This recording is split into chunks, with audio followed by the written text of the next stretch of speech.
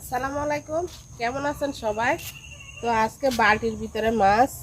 তো চলেন বালতির ভিতরে কি মাছ আছে দেখাই আপনাদের, আর কি দিয়ে রান্না করব। যারা যারা ভিডিওটা দেখতেছেন কষ্ট করে পুরাটা ভিডিও দেখেন। তো আমার বাড়িতে দুন্দুল আছে, দুন্দুল পায়রা, তারপরে মাছ দিয়ে রান্না করব।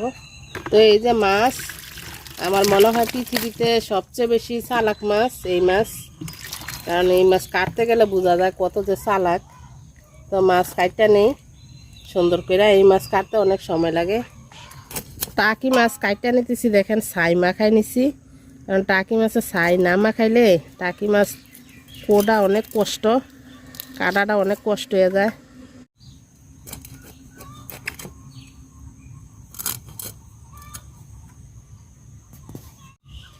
তো মাছগুলো আমি খুব সুন্দর করে ধুয়ে নিছি, দেখেন ঘর থেকে একদম লবণ দিয়ে ধুয়ে নিছি। আর সকালবেলায় যে পালং শাক মানে বিক্রি করছি আমার বাড়িতে দেখাবো আপনাদের। আর ফুলগুলা কি সুন্দর দেখা যায় দেখেন। তো দুন্দুল পেরে নিয়ে গিয়ে আমার বাড়িতে গাছে দুন্দুল আছে। তো এইখানে আমার ছোট্ট একটা পালং শাক ক্ষেত ছিল, তো আমি নিজে খাওয়ার জন্য মানে পালং শাক বিচি বানিয়েছিলাম। তো এখন কালকে রাত্রে শিলা বৃষ্টি হয়েছে, হওয়ার পরে একদম পাতাগুলো নষ্ট হয়ে গেছে। তো আমি কয়েক মোটা দিয়ে দিছি, মানে বিক্রি করে ফেলছি আর কি কয়েক মোটা। আর এগুলো আমি খাবো ইনশাল্লাহ, রাখছি কয়েকটা। তো এই যে আমার দুলদুলের মাছা। তো একদিন পারছিলাম দুটা পায়রা শুটকি দিয়ে রাঁধছিলাম বিভিন্ন ধরনের সবজি দিয়ে। তো এই যে মাসাল্লাহ কয়েকটা আছে। তো মাসাল্লাহ দেখেন কত যে সুন্দর দেখা যায় দুন্দুলটা দেখতে। আর নিজের গাছের সবজির আসলে মজাই অন্যরকম আলাদা। তো এই যে দেখেন আরও একটা, মানে আমার বাড়িতে সবজি পাচ্ছে যে আমার এত আনন্দ লাগে বলার মতো না। দেখেন কত সুন্দর দেখা যায় দুন্দুলটা। তো আলু শাক দেখেন কত সুন্দর হয়েছে, আলু শাক বৃষ্টি হয়েছে তো এখন আলু শাক অনেক সুন্দর হইব। এই পাড়টা দিয়ে পুরাটাই আছে, ওই পাশে খাল। আর হেলেঞ্চা শাকগুলা দেখেন মাশাল্লাহ কত যে সুন্দর দেখা যায়। তো আসলে না থাকলে খাইতে মন চায়, কিন্তু থাকলে খাইতে ইচ্ছা করে না।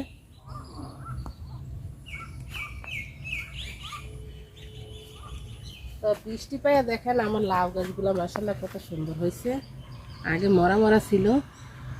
তো দেখেন দুন্দুল এগুলা পায়রা নিয়ে আসছি, যে এগুলা হয়েছে। তো এতদিন বৃষ্টি হয়েছিল না, তো তো পুকে ধরে লেছিল, নষ্ট হয়ে গেছে। আশা করি এখন আলহামদুলিল্লাহ সুন্দর সুন্দর হইব দুন্দুলগুলা। তো চলেন দুন্দুল কাটটা নেই, দেখতে দেখা যায় অনেকগুলা। তো সবাই তো জানেন যে দুন্দুল রান্না করলে একদম পানি পানি হয়ে যায়। তো কাটটা নিব সবজিগুলা।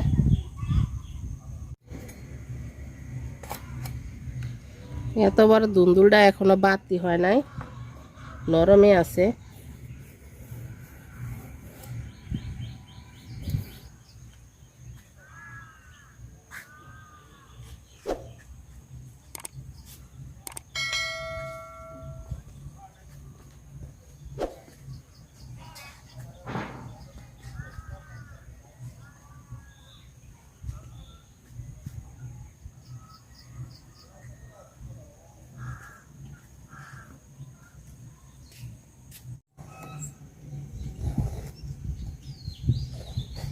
এইরকম করে কাটটা নিছি দুন্দুলগুলা। তো আমি দুইটা আলু দিব, আলুগুলা বড় বড় করে কাটটা নিলাম। তো সব গুছাই নিছি, আলু কাটটা নিছি, তারপর একটু রসুন বাইটা নিছি, আর পেঁয়াজ মরিচ কাটটা নিছি, দুন্দুল কাটটা নিছি, আর মাছ কাটটা নিছি। চুলাও জ্বালাই দিছি, রান্না বসাবো এখন। পাতিল গরম হয়ে গেছে, তেল দিয়ে দিলাম।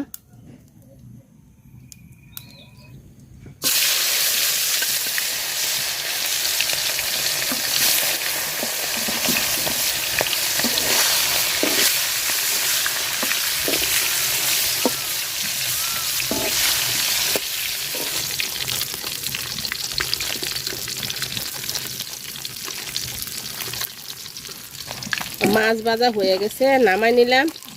আর টাকি মাছ কারা কারা পছন্দ করে না, আমার ভালো লাগে, আমি সব মাছে খাই। কিন্তু টাকি মাছটা যতই শক্ত করে ভাজা হয়, কিন্তু রান্না করলে টাকি মাছটা নরম নরম হয়ে যায়। আর এই মাছটা কিন্তু আমাদের খালের মাছ, খালের মাছ খাইতে খুবই ভালো লাগে।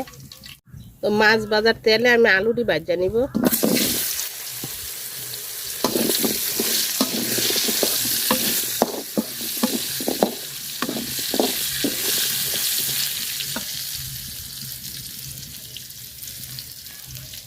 আলুটি আমি সুন্দর করে ভাজা নিচ্ছি, তুলে নিব।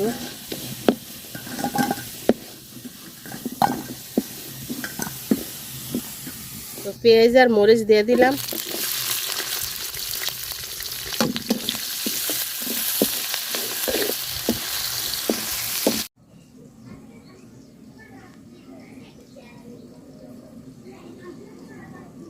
পেঁয়াজটা আর মরিচটা আমি সুন্দর করে ভাজা নিচ্ছি, রসুন বাটা দিয়ে দিলাম।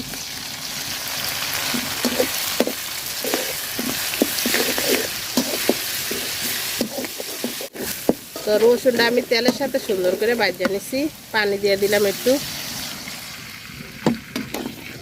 লবণ দিয়ে দিলাম, আর দিয়ে দিব হলুদ গুঁড়া।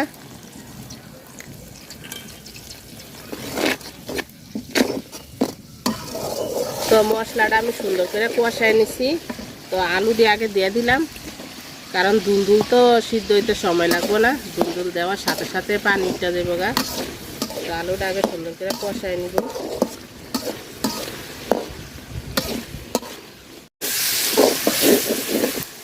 তো আলুটা আমি মশলার সাথে সুন্দর করে কষায় নিচ্ছি, দুলদুলটা দিয়ে দিলাম।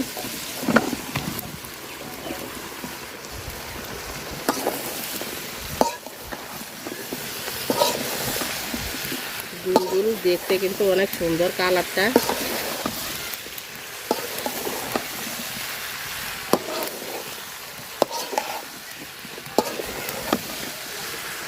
তো তরকারিটা আমি সুন্দর করে কষায় নিচ্ছি। অল্প একটু ঝোলের পানি দিব, আমি বেশি দিব না।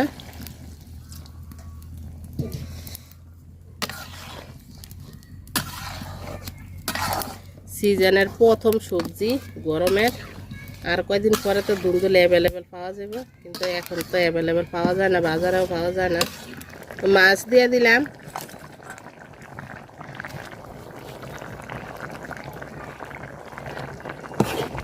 তো আমার বাড়িতে ধনিয়া পাতা আছে, তো কটা ধনিয়া পাতা পায়রা নিয়ে গিয়ে ধনিয়া পাতা দিব অল্প কটা। তো ধনিয়া পাতাগুলো দেখেন বৃষ্টি পাইয়া কত সুন্দর হয়েছে, মাশাআল্লাহ অনেক সুন্দর হয়েছে।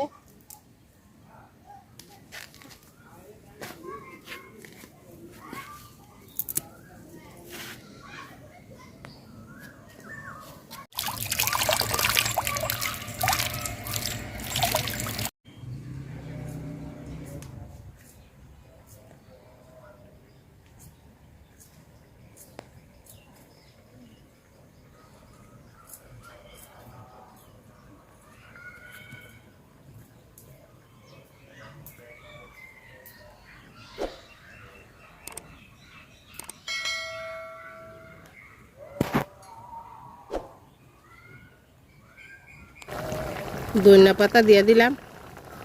ধনিয়া পাতার আসলে খুবই গ্রান, শীতের মতোই গ্রান এখনো। তো তরকারি হয়ে গেছে, মজাদার তরকারি নামাই নিলাম। যারা যারা এতক্ষণ ধরে ভিডিওটা দেখছেন সবাইকে অনেক অনেক ধন্যবাদ। আল্লাহ হাফেজ, আসসালামু আলাইকুম। সবাই খুব ভালো থাকেন।